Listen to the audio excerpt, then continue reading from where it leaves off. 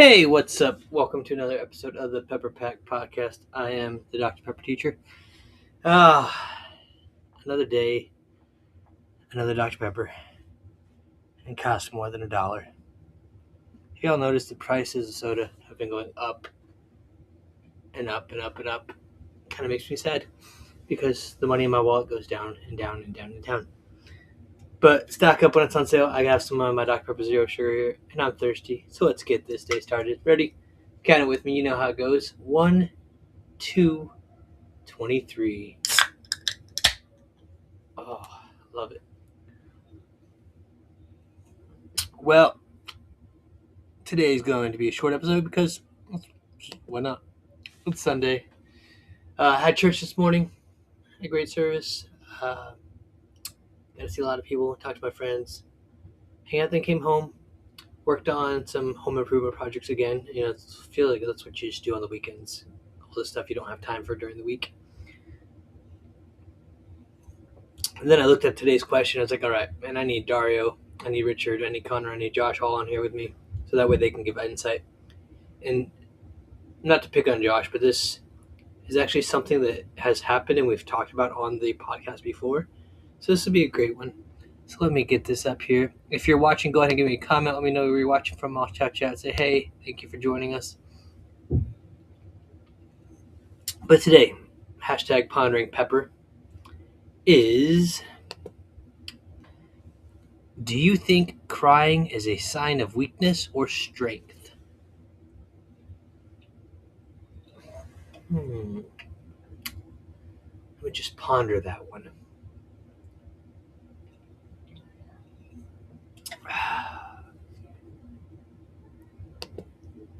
Do you think crying is a sign of weakness or strength? Well, I had mentioned that Josh and I had kind of talked about this because if you remember when our show hit about the 6-month anniversary, that would have been back in, so we started like probably September of 2020. Dr. Pepper actually sent Josh and I these bottles with our names and face on it and a little shout out to us. It had our logo on it that Connor designed. And so when Josh and I unopened it and opened that package together live, not knowing what to expect, we just knew that we got something. We were both blown away. And I'm not a huge person that cries. I do cry. It's only specific things that get me. And Josh was touched and he shed some tears. I don't think it was weakness. I think it's just emotion. But I think it could be both. There's crying, and I see this more as a parent, where when you're in trouble and you don't want to face the consequences of your decisions, you cry as a sign of weakness in that kind of vulnerable, sad puppy dog eyes, please don't punish me. That aspect, it could be a little bit of weakness just because you have nothing else. There's crying that could be a strength. Like, that's how you share your emotions when you do have that control and you're vulnerable enough to express that. I think it was Josh, or it could have been my friend Joe, I don't remember, said it's not crying, it's my eyes are just sweating. Yeah, my eyes are sweating. For me, the only time I really ever cry and get choked up is when it has to do with biblical stuff, spiritual stuff. Every year I share my story in December with my students about what I went through with my car accident. And as I read certain scriptures that just hit me, they stir some emotion in me that other times I read them, I'm fine. But when I'm connecting all those pieces, you can't hold that emotion in. And I think that is a strength. I don't really consider that a weakness.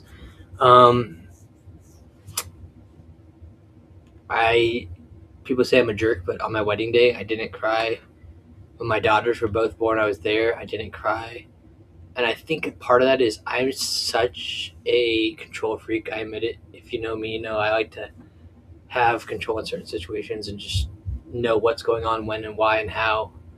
and how much it's going to cost. And so in those situations where my daughters have been born, I'm thinking, okay, is my wife taking care of what do that? Do I have the go bag? Do I have this? Do I have that? Am I getting the picture so I don't lose the things that in my mind I can't just be in that moment, which I know I probably should have been. And then at the wedding, I was so excited for my wife to finally come out that like when she was there, I was smiling and happy, but I didn't cry. So some people are like, you're a jerk, you didn't cry. And nope, I don't cry. I've not cried for Dr. Pepper either.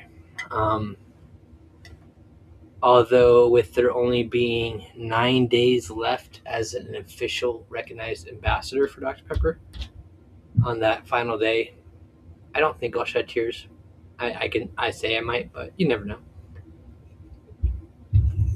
So if you're watching, go ahead and comment. Okay, my mother-in-law is commenting. All right, she says, oh, let me hide the banner so that way you can see this. It says the difference is crying or crybaby. On a serious, what does it say? I can't lost it. On the serious side, Jesus wept. Yep, Jesus did weep when he heard the news of Lazarus passing. So yeah, I think it could be either side of that. But I did have to shout out one of my students. I was given some Dr. Pepper cotton candy, and he keeps asking me if I've tasted it yet. And I said, not yet, but, I will. I'll do it one of these days on the podcast, but I'm not streaming at 10 o'clock at night. Because if you haven't had this, it's basically pure sugar that's red with a hint of soda flavor. I've rated this before. It's not necessarily true Dr. Pepper flavor. Side story, I also have an actual industrial big old cotton candy machine like they had way back in the day. And I can make my own cotton candy. I don't have the Dr. Pepper frosting, although that would be really sweet. So when you can make fresh cotton candy versus packaging thing, you always gotta go with fresh. But I told him that I would take a taste test of this on the podcast, so I'm going to open this up. This is Best By 11/6 of 26, so that's November 6th, so I've got plenty of time before it's released.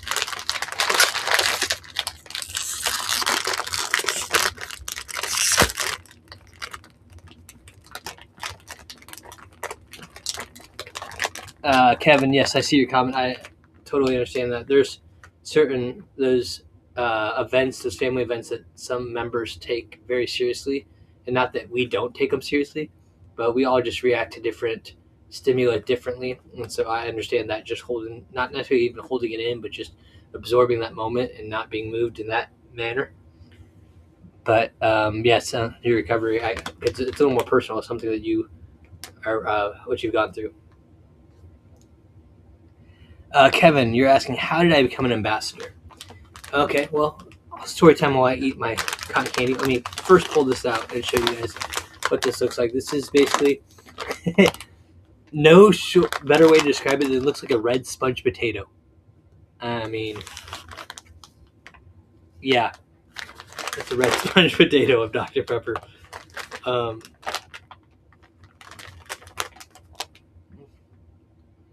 So, kind of get that a little bit of a styrofoamy feel to it, but the cotton candy is dissolving on the tongue of the sugar. This is better than it used to be. I remember when this came out years ago, it wasn't that great, but this is much better than it was. So, thank you, Jackson. Appreciate that. I will enjoy the rest of that today and then probably go into a diabetic coma. It's okay. If you're wondering, that's why I have to drink zero sugar.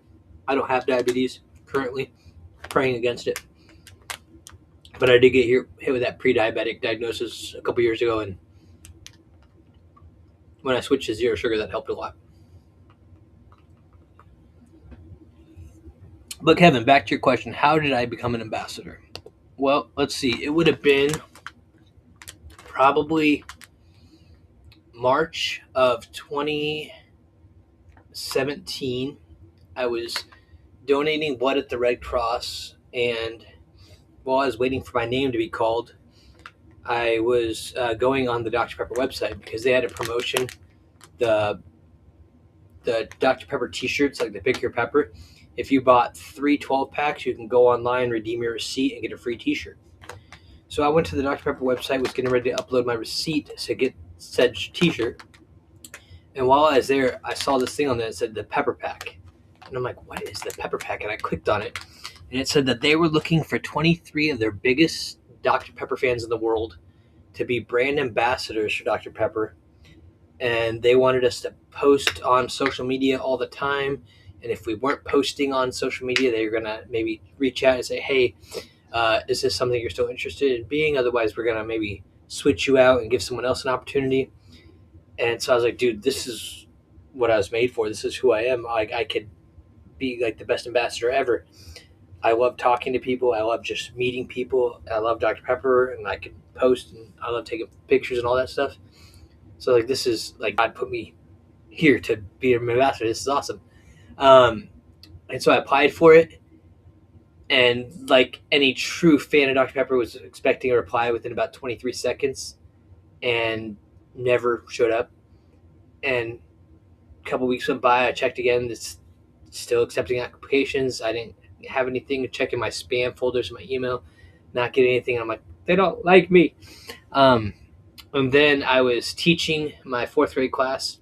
It was September 11th of 2017. I would just got done talking to them about 9/11, and remembering where I was when that happened, and how it affected us, and talking about like just showing them pictures of the World Trade Center, and just different things that were appropriate conversations for my class. Not going into too many details and conspiracy theories or anything, but just reflecting on that time. And because a lot of the kids at that time, that was just, those kids were about 1 year old when that happened. And right as we finished that conversation, I looked at my phone to check the time, and I had an email, and it said from Dr. Pepper. So I clicked the little preview thing on it, and it said, "Welcome to the Pepper Pack." And I go, yes! And screamed and threw up my hands, and all my kids were like, we're having this very serious, solemn, like heart-moving conversation. Kids are crying, and I'm now screaming, excited, and like, what's going on? And I was like, I just got accepted into the Pepper Pack. And they're like, what is the Pepper Pack? And so I had to tell them all about how I applied for it. But yeah, so I have been an ambassador for Dr. Pepper now for about 9.5 years. It would have been 10 if we would have made it to September. But Dr. Pepper and their brand, not sponsorships, their social media marketing teams or whatever it is, have decided they are going to pull the plug on the Pepper Pack. We've had a great run. It's been a lot of fun. I met a lot of people. But on the 20th of this month, they are closing down our website and our title at midnight. So I have something fun planned for that evening. I don't want to reveal it quite yet, but if you are subscribed to our channel, you can tune in and watch that on the 20th, probably around 10, 11 p.m. Eastern Standard Time. So yeah, but great question. Appreciate the interaction. I have a little baby that's about to wake up from her nap, so I better get upstairs and help my wife. But as always, stay thirsty, stay caffeinated, be a pepper, and until we drink again, we will see y'all next time.